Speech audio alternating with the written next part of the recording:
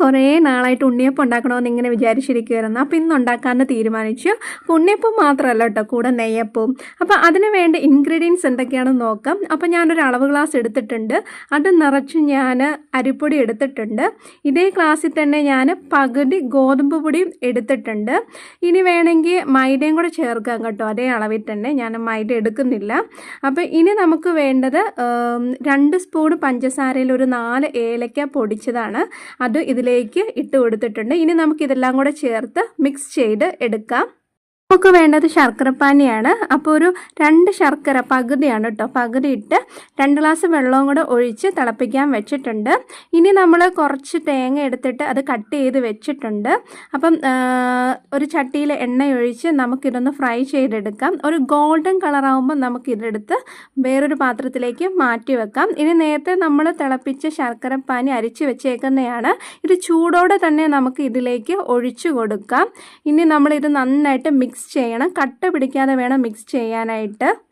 Mix ചെയ്തതിൽ നമ്മൾ നേരത്തെ വറുത്ത് വെച്ച തേങ്ങാക്കൊത്ത് ഇതിലേക്ക് ഇട്ട് കൊടുക്കാം. പിന്നെ നമ്മൾ എള്ളെടുത്തിട്ടുണ്ട്. ഇത് ഞാൻ കഴുകി ഉണക്കിയതാണ്. ഇതും ഞാൻ ഇതിലേക്ക് ഇട്ട് കൊടുക്കുന്നു. ഇനി എല്ലാം കൂടെ ചേർത്ത് നമുക്ക് നന്നായിട്ടൊന്ന് മിക്സ് ചെയ്ത് എടുക്കാം.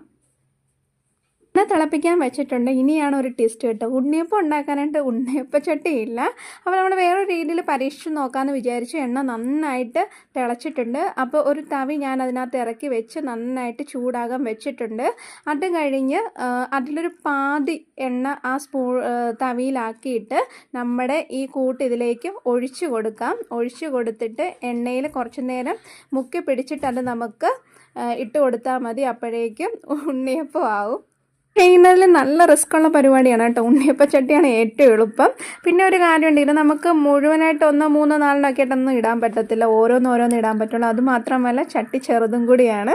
അപ്പോൾ നമ്മളിങ്ങനെ ഒഴിച്ചേ നമുക്ക് ഇടാൻ പറ്റുള്ളൂ. അപ്പോൾ ഉണ്ണിയപ്പം ഞാൻ ഉണ്ടാക്കി കഴിഞ്ഞ് പിന്നെ നെയ്യപ്പമാണ് കേട്ടോ ഒഴിച്ചത്. നെയ്യപ്പം നമുക്ക് ഈസിയാണല്ലോ, തവിക്ക് കോരി അങ്ങോട്ട് ഒഴിച്ചാൽ മതി. അത് നമുക്ക് ഏറ്റവും എളുപ്പമാണ് കേട്ടോ. അപ്പോൾ അങ്ങനെ നെയ്യപ്പം ഉണ്ടാക്കി. അപ്പച്ചട്ടി ഇല്ലാതെ നമുക്ക് ഉണ്ണിയപ്പം ഉണ്ടാക്കാം. അതേ ടേസ്റ്റിൽ തന്നെ കേട്ടോ, അപ്പച്ചട്ടിയിൽ ഉണ്ടാക്കുന്ന അതേ ടേസ്റ്റിൽ തന്നെയാണ് ഇങ്ങനെ ഉണ്ടാക്കുന്നതും. പിന്നെ മാത്രമല്ല, അപ്പച്ചട്ടിയില്ലെന്നും പറഞ്ഞ് ആരും പേടിക്കേണ്ട. ഈ രീതിയിൽ ഒന്ന് ട്രൈ ചെയ്ത് നോക്കൂ.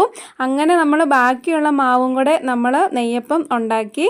അപ്പോൾ ഇന്ന് വൈകുന്നേരത്തേക്ക് സ്പെഷ്യലായിട്ട് ഉണ്ണിയപ്പം നെയ്യപ്പമാണ് നമുക്ക്.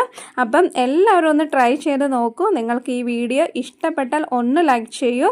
വീണ്ടും നല്ലൊരു വീഡിയോ ആയിട്ട് കാണുന്നവരെ ടാറ്റ, ബൈ ബൈ.